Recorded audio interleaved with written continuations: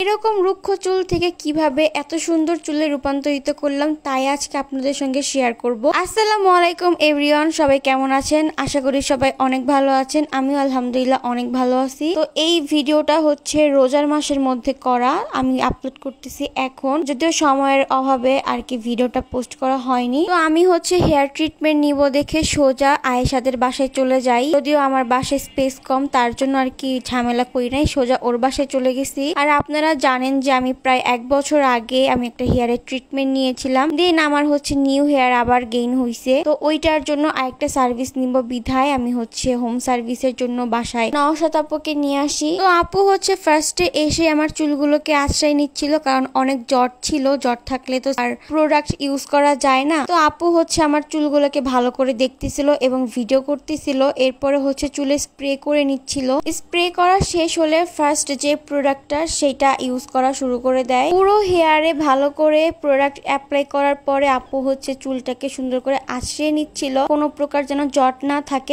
এরপর হচ্ছে 10 মিনিটের মতো রেখে দিয়েছিল। রাখার পরে আমার চুলটাকে ওয়াশ করে, যদিও ওই ক্লিপটা আমি নিতে ভুলে গেছি। দেন হচ্ছে সেকেন্ড প্রোডাক্টটা অ্যাপ্লাই করা স্টার্ট করে দেয়। আর এই ভিডিওটা যখন নিচ্ছিলাম তখন আমি অনেক সিক ছিলাম, আমার গলা পুরো বসে গেছিল। তো এখান দিয়ে আয়েশা আমার সাথে একটু মজা করতেছিল, আর এই সাইড থেকে আপু সুন্দর করে চুলগুলোকে সেট করে নিচ্ছিল প্রোডাক্ট ইউজ করে। চুলে প্রোডাক্ট ইউজ করার পরে আমাকে হাফ চুলে হচ্ছে র্যাপিং পেপার করে দেয়, কারণ আমার আগে থেকেই ট্রিটমেন্ট নেওয়া ছিল। তো ওগুলোর উপরে যদি আবার প্রোডাক্ট ইউজ করে তাহলে চুলগুলো ফ্লাপি হয়ে ফুলে উঠবে, যার জন্য নিউ হেয়ার যেগুলো গেইন করছে ওগুলোতে আর কি প্রোডাক্ট অ্যাপ্লাই করা হয়েছে। তো সেকেন্ড টাইম আমার চুলটা ওয়াশ করার পর আপু হচ্ছে হেয়ার ড্রায়ার দিয়ে আমার চুলটাকে ড্রাই করে নিচ্ছিল। আর এই ফুল প্রসেসের মধ্যে হচ্ছে এই একবার স্ট্রেটনার দিয়ে আমার চুলটাকে স্ট্রেট করে নিচ্ছিল। অন্যান্য ট্রিটমেন্টের মধ্যে দেখবেন বা রিবন্ডিং এর মধ্যে দেখবেন চুল টানতে টানতে একদম চুলের অবস্থা খারাপ করে ফেলে, কতবার যে আয়রন করে তার কোনো হিসাব নাই। বাট আমারটা যেহেতু ন্যাচারালি থাকবে তো একবারই আয়রন করা হয়। এর ফাঁকে হচ্ছে আমরা একটু বিরতি নিয়ে চা খেয়ে নেই।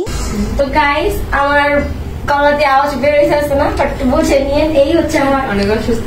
হ্যাঁ, ফাইনাল লুক। বাট চুল যেহেতু সুন্দর করতে হবে, এখানে অসুস্থ ম্যাটার করে না। এখন আমি আপনার কাছে হচ্ছে কোয়েশ্চেন করবো যে কি ট্রিটমেন্ট তুমি আমাকে দিলা, আমার অডিয়েন্সের উদ্দেশ্যে বলো। আপু, এটা হচ্ছে কি পার্মানেন্ট হেয়ার স্ট্রেইটিং ট্রিটমেন্ট। এন্ড আপু তো আপনি তো আমার থেকে একবার নিছেন।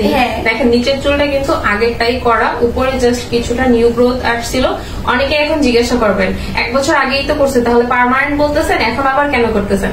এখন পার্মানেন্ট বলতে চুল যে বিষয়টা হয় এটা কিন্তু পার্মানেন্ট বলতে সারা জীবন থাকবে না, কারণ চুলের নিয়মটাই হচ্ছে চুল গজাবে, চুল পড়বে, নতুন চুল গজাবে।